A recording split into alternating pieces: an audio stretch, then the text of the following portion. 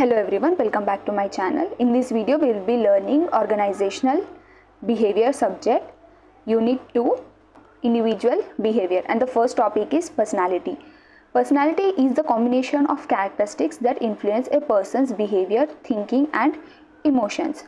So what do we mean by personality? Means it is the way a person think, behave and act. So there are different types of personalities. First one is introvert. So introverts are the ones who likes to be alone. They stay alone and they are quite reserved as well. Next comes extroverts. Extroverts are the ones who can talk to everyone or anyone. So we do have this kind of people around us as well, right? In our colleges as well, that one person can talk with anyone. That one person can start any kind of conversation with anyone. Right, that they are known as extroverts. Next is type of personality. They are competitive and impatient and work oriented. They are always thinking about work and also thinking about how do I defeat this person or that person. Next comes type B personality, and these are always the calm, patient and relaxed. They are always chilling around. Next is self-confident personality. So these are the people who believe in their own abilities rather than other people. Okay.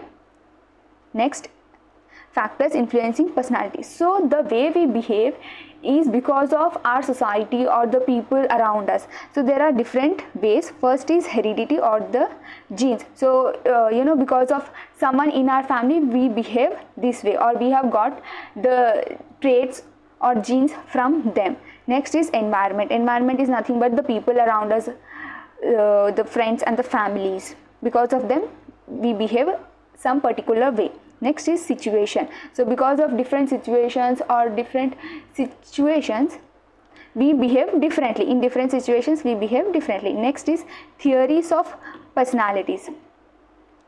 So there are three theories: trait theory, psychoanalytic theory, humanistic theory. So what does we mean by trait theory? Means it says personality is made of your qualities. So whatever qualities you have, because of those qualities your personality is made. For example, traits or quality means honesty, kindness or confidence. These are called as traits. So your personality means what kind of person you usually are. Next, psychoanalytic theory means it is also called as Freud's theory. It has three parts: ID, ego, superego. So ID means who wants immediate fun, who cannot have control on themselves. Next, ego. Ego means the one who thinks logically. Superego means the one who has understanding between what is right and what is wrong. So simple idea is, psychoanalytic theory says that your mind will be fighting between desire, logic and morals. Next is humanistic theory. So these people focus on becoming better version of themselves. They always try to grow and become better. They try to improve themselves and achieve their potential. So in simple terms, trait theory says what you are, psychoanalytic theory tells what's happening inside your mind, and humanistic theory tells what you can become. Okay. Next is learning. So learning means learning is a permanent change in behavior due to experience or practice. So when we experience something or when we practice something, we learn something. Okay. Now there are different types of learners. Some people understand by visual, like by seeing. Auditory means some people understand by listening. Next is kinesthetic. They understand by doing. Next, there are theories of learning as well. First one is classical conditioning. This means learning by association. Means we connect the things and understand them. Like the best example for this is when we are in college and some of our friends or that one person will be the one who will be getting us new gossips or the new teas, right? And sometimes we do not get all the information, and what we do, we try to connect the dots and understand the whole picture and whole story. So that connecting dots is known as learning by association, means connecting everything. Next is operant conditioning, learning through rewards or punishment. So there will be some people in our family who will be telling us that if you get this percentage, you'll be getting this reward. So that is called operant conditioning. Next is social learning, learning by observing others.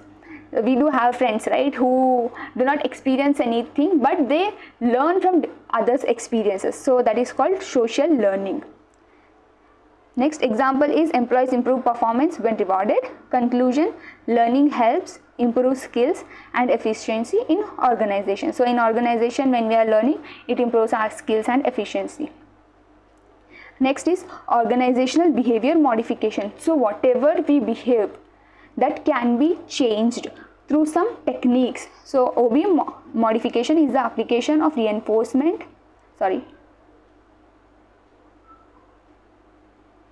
OB model.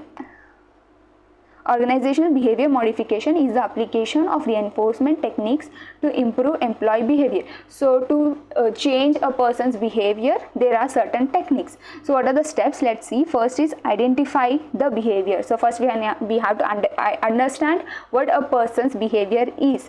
Next we have to measure that. Next, analyze the causes, means why that person behaves in certain way in certain situations. We have to analyze that. Apply reinforcement means applying the changes, whatever the changes that we can do, doing those changes. Next is evaluate the results. After doing the changes, there will be some kind of result that we can see, right? So we have to evaluate those. So by taking all these steps, a person's behavior can be changed. Example, rewarding employees for punctuality improves attendance. Okay, rewarding employees. Next, conclusion, organizational behavior modification helps organization achieve desired behavior. So when we try to improve employees' behavior, that also helps in that also helps the whole organization. Next is misbehavior. So misbehavior means wrong or improper behavior by employees at workplace. When a person does not follow rules or behaves in a harmful way, it is called misbehavior. So misbehavior means affecting others negatively or harming others. So what are the examples of this are coming late regularly, not doing assigned works, fighting with co-workers, using office resources wrongly, being rude to customers. So these are the examples of misbehavior.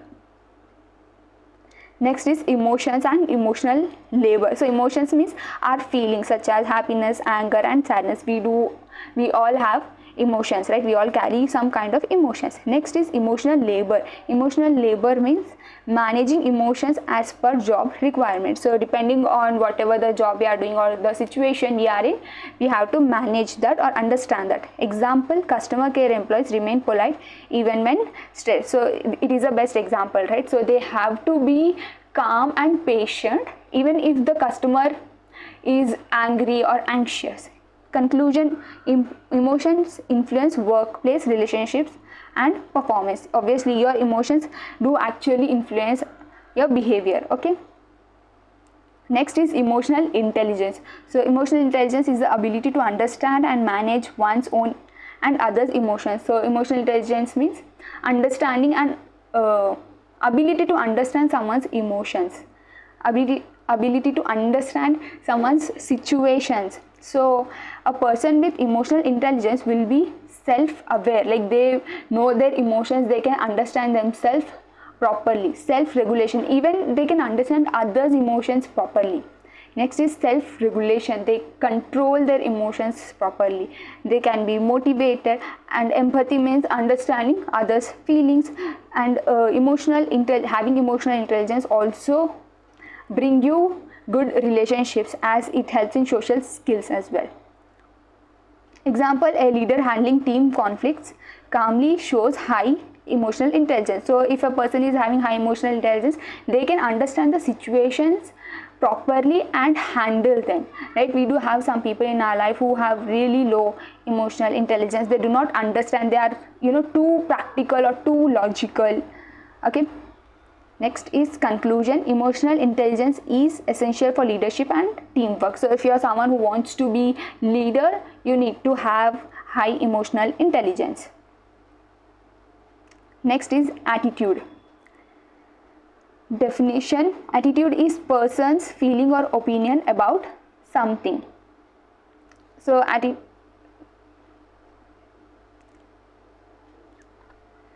So there are different components in attitude. First is cognitive belief. So cognitive means what you think or believe. It's, it depends on your knowledge and your opinion. What is affective and feeling means it's about your emotions. Behavioral action means it's about your action or the way you respond. Next, the attitude that you have, it is also dependent on the family that you have, the experience that you have gained, and also the society. So example is positive attitude leads to better performance. It's obvious, right? Better attitude that gives better performance. Conclusion, attitudes directly affect work behavior. If you are good, if you are having good attitude, that means people will approach you, and also you can talk properly, you'll be having good social skills as well. Next is values. So values means these are the beliefs about what is wrong and what is right. So there are two types, terminal and instrumental. First one, terminal, means life goals, the values that we have for life goals and the values that we have to achieve those goals. So there are two types of values. Okay. Example, honesty is a core value in organizations. Conclusion, values guide employees' behavior and decisions. Okay, so whatever values we have, that actually help us in taking the decisions and also the way we behave. Next is perception. So perception means understanding a person or seeing a person in a way. Perception is the process of interpreting information and understanding situations. So if there is a person or a situation and my perception on that person or situation can be different than your perception on that person and situation, right? So there are different factors that can influence. So these are personal factors, situational or target factors. So because of it's same, because of our family background, because of the environment, because of the society, we perceive things differently. So example is, two employees may see the same situation differently, right? Conclusion, perception affects decision making and behavior. So if I perceive something or some situation in a different way, then my decision will be different from the way you take decisions. Okay. Next is interpersonal perception. So this is understanding and judging other people's behavior. We do this all the time, right? We judge people. And next is types, stereotyping, halo effect, first impression.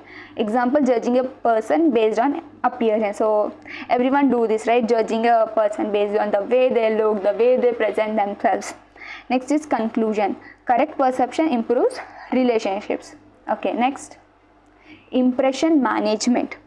Definition, the process of controlling how others perceive us. So yeah, I don't think so there is a lot to explain in this chapter because everything is so simple, right? So impression management means checking how we, impression management means being conscious of how others perceive us, and what we do, we change ourselves so that others can have good impression on us. So there are techniques. First one is self promotion, like talking good about ourselves just to impress. Next is flattering ourselves, appearance, looking good. Next example is dressing formally for interviews.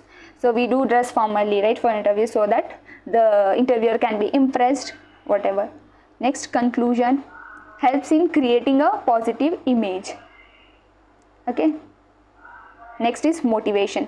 So motivation is the force that drives a person to achieve goals. Motivation means that is a push that helps us to achieve something in our life. There are two types, intrinsic and extrinsic. Intrinsic means for internal satisfaction for ourselves, we do it for ourselves. Extrinsic means for some rewards that we are getting from outside world. Next is importance of motivation. What will happen with the motivation? It will improve our performance, and also it will improve the job satisfaction. If we are motivated in our job, then we will be satisfied and will work more, and that will directly impact our performance as well. Example, bonus motivates employees to work harder. It is simple, right? Next, conclusion, motivation is the key to organizational success. So for any organization to be successful, motivation is necessary. Okay, this was the last topic, and thank you so much for watching. Guys, bye bye, see you in the next video.